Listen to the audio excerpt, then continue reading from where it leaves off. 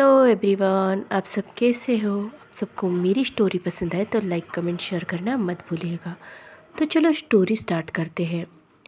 हमने देखते हैं एक लड़का जो 20-23 साल का होगा, एक बहुत बड़ी सी हवेली के सामने खड़ा है। वो अपनी नज़रें चारों ओर घुमाते हुए उस हवेली को देखते हुए कहता है, ओ माय गॉड, वाकई में ये हवेली मेरी है। क्या ग्रैंडपा ये मेरे लिए छोड़कर गए हैं। ये तो हवेली कम हॉरर हॉरर फिल्म की हवेली ज़्यादा लग रही है। ऐसे कहते हुए वो डरते हुए उस हवेली को देख रहा होता है। उसे वहाँ से बहुत ही डरावनी और डेंजरस वाइब आ रही होती है। वो हाथ जोड़ते हुए गॉड से प्रे करते हुए कहता है, सेव मी गॉड, प्लीज़। पता नहीं मैं किस हॉन्टेड हाउस में आया हूँ। ऐसा कहकर वो फिर से हवेली को देखते हुए सोचता है, हाँ, इसकी हालत देखकर तो लगता नहीं है कि मैंने अपना पूरा बचपन यहाँ गुजारा है। ऐसे कहकर वो आगे बढ़ता है और हवेली के गेट के अंदर जाते हुए वो देखने लगता है हवेली की हालत बहुत ही बुरी और बहुत ही ख़राब होती है। कहीं से हवेली डैमेज हुई होती है और चारों ओर से हवेली का जो गार्डन एरिया होता है वो बहुत दूर तक फैला होता है और सारा झाड़ियों से, पेड़ों से और हर तरफ कांटों भरी झाड़ियों से भरा होता है। जैसे तैसे वो लड़का डरते डरते हवेली के मेन गेट के पास जाता है और हवेली का जैसे ही गेट खोलता है, अंदर से बहुत सारे चमगादड़ों का झुंड उसके ऊपर से गुजर जाता है। वो लड़का डर जाता है और ज़ोर से चिल्लाता है, बचाओ, ऐसे कहकर। जैसे ही थोड़ी देर में सब शांत हो जाता है तो लड़का अपने दिल पर हाथ रखते हुए कहता है, हाँ, अगर मेरी मजबूरी ना होती ना तो मैं इस हॉरर हॉन्टेड हवेली में कभी नहीं आता। ऐसे कहकर वो अंदर जाता है। अंदर भी उतना ही डरावना और बहुत ही डेंजरस माहौल देखता है। वो थोड़ी देर लिविंग हॉल में देखता है और फिर अपने रहने के लिए कमरा रेडी करने के लिए उस तरफ बढ़ जाता है। वो एक अच्छा सा कमरा देखकर उसे साफ करता है और थोड़े उस कमरे के बेड पर बैठते हुए कहता है, हाँ, ग्रैंडपा, आपने ये हॉन्टेड हवेली मेरे लिए क्यों छोड़ी। काश आज ये हवेली, कुछ दिनों में ये हवेली बिक जाएगी ना तो इस फिर कभी मुझे यहाँ नहीं आना पड़ेगा। कितनी डरावनी है। ऐसे कहकर वो उठता और कहता है, चल बेटा, लग जा काम पे। तुझे पूरी हवेली क्लीन करनी है। 2-3 दिन बाद क्लाइंट आने वाले हैं। आई होप क्लाइंट को ये हवेली पसंद आए और मुझे कुछ पैसे मिले ताकि मैं अपने स्टेप डैड का कर्ज चुका पाऊँ। ऐसे कहकर वो आगे बढ़ता है और सारी हवेली को क्लीन करने के लगता है। वो लिविंग हॉल को क्लीन करता है, किचन को क्लीन करता है। ये करते करते उसे शाम हो जाती है और उसके अचानक से नज़र किसी रूम पे पड़ती है। वो कहता है, ये तो बेसमेंट है। मुझे हमेशा ग्रैंडपा कहते थे कि मैं इस बेसमेंट की तरफ कभी ना जाऊँ। वैसे इस बेसमेंट में ऐसा है क्या, कोई कीमती खजाना तो नहीं। ये सोचकर वो लड़का एक्साइटेड होते हुए बेसमेंट के डोर पे आकर खड़े होते हुए कहता है, इसकी चाबी कहाँ हो सकती है। ऐसे कहकर वो अपने पास का चाबी का गुच्छा देखता है पर उसमें उस बेसमेंट की चाबी नहीं मिलती। वो कहता है, शिट, अब कहाँ ढूंढूं उसकी चाबी को। ऐसे कहकर वो आसपास देखता है, कहीं तो बेसमेंट की चाबी होगी। वो सारी चीज़ें को खंगाल के देखता है पर उसे वहाँ कुछ नहीं मिलता और फिर वो कुछ सोचकर किचन से जाकर एक हथौड़ा लेकर आता है और उस हथौड़े से उस डोर के ताले को तोड़ देता है। जैसे ही वो अंदर जाता है वो देखता है सारी ओर धूल, मिट्टी और बहुत ही गंदगी फैली हुई थी और उस कमरे से एक बहुत ही डरावनी वाइब आ रही होती है। इतनी डरावनी कि किसी की भी रूह कांप जाए। वो लड़का सोचते हुए कहता है, OMG, ये कितना डरावना है और कितना डस्ट है यहाँ। ऐसे कहकर वो कमरे की चारों ओर नज़रें घुमाता है। वो देखता है कमरे की एक छोर पर बहुत सारे संदूक रखे हुए होते हैं। वो कुछ सोचते हैं, उन संदूक के पास जाता है और उसे अपने हाथों से झटकने लगता है। उसमें से उसे एक बहुत बड़ा संदूक दिखता है। वो उस संदूक को खोलने की कोशिश करता है और कहता है, डैम, ये तो खुल भी नहीं रहा। अब इसके ताले की चाबी कहाँ ढूंढूं? एक काम करता हूँ, इसके ताले को भी तोड़ देता हूँ। ऐसा कहकर वो फिर से हैमर उठाता है और उस ताले पे मारता है।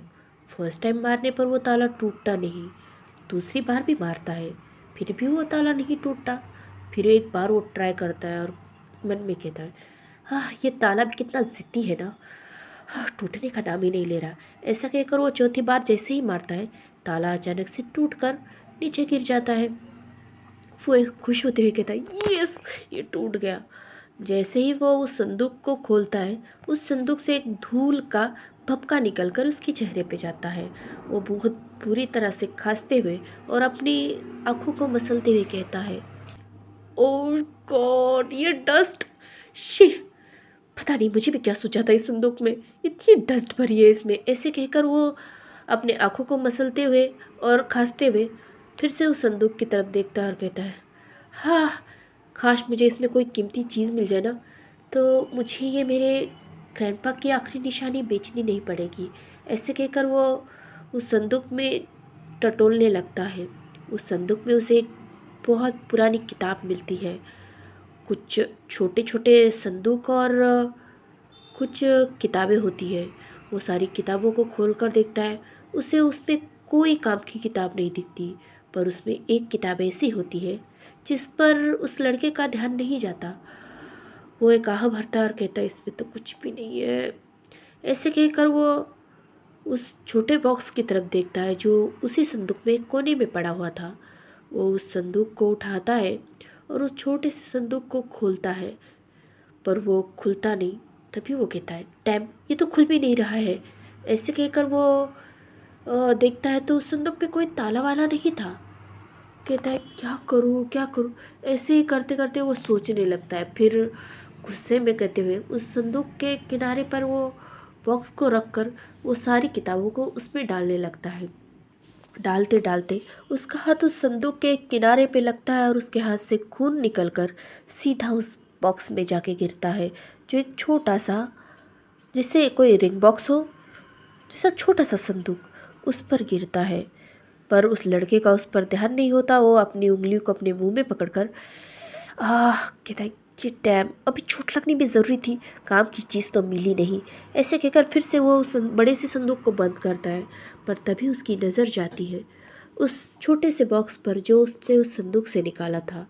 वो देखता है कि वो बॉक्स अभी खुला पड़ा है। वो कहता है, मैं कब से खुलने की कोशिश कर रहा तब तो ये नहीं खुला, अब अचानक से कैसे खुल गया? ऐसे सोच ही रहा होता है तभी उसे एक बहुत ही ठंडी हवा का झोंका महसूस होता है।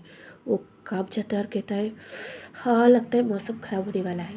ऐसा कहकर वो उस बॉक्स के अंदर देखता है तो उसे वहाँ पे एक रिंग मिलती है जो बहुत ही अलग और यूनिक थी। वो कहता है, ये रिंग किसकी हो सकती है? ये तो बहुत ही अलग और यूनिक और बहुत ही पुरानी लग रही है, जैसे हज़ारों साल पहले की। ऐसा कहकर वो उस रिंग को देखता है और पता नहीं उसे क्या सूझता है, वो रिंग को अपने हाथ में उठाने लगता है और उस रिंग पर कुछ लिखा होता है, जैसे पता नहीं, बहुत ही धुंधला सा। वो उस रिंग को साफ करता है और उसे पढ़ने की कोशिश करता है। मौत तक साथ निभाना, मौत तक साथ निभाना, ये क्या है? ऐसे कहकर वो कुछ सोचने लगता है तभी उसके कानों में एक हल्की सी आवाज़ आती है, मुझे पहनो। वो कहता है, कौन है? या कौन है? कौन बोल रहा है? प्लीज़, कौन है? सामने आओ। तभी फिर से उसके कानों में आवाज़ आता है, मैंने कहा मुझे पहनो। और 2 बार ऐसा फिर से होता है। उसके बाद वो लड़का, जिसे मानो किसी ने हिप्नोटाइज कर दिया हो, वो अंगूठी अपने हाथ में उठाता है और कहता है, मैं इसे पहनूं? ऐसे कहकर वो अंगूठी अपनी उंगली में डालता है। जैसे ही वो अपनी अंगूठी अपनी उंगली में डालता है, सामने का नज़ारा पूरी तरह से, ऐसे कहते हुए वो उस अंगूठी को पहनता है तो वो देखता है जैसे वो हज़ारों साल आगे चला गया हो। और वो सामने देखता है और उसके सामने सेम उसी की शक्ल का एक लड़का उसी रूम में बैठकर आईने के सामने खुद को निहार रहा होता है और उसके पीछे से कोई आकर खड़ा होकर उसके कंधे पे हाथ रखकर कहता है, इस वर्ल्ड के सबसे ब्यूटीफुल हो तुम। ऐसे कहकर वो कहता है, ये लोग कौन है और इनके कब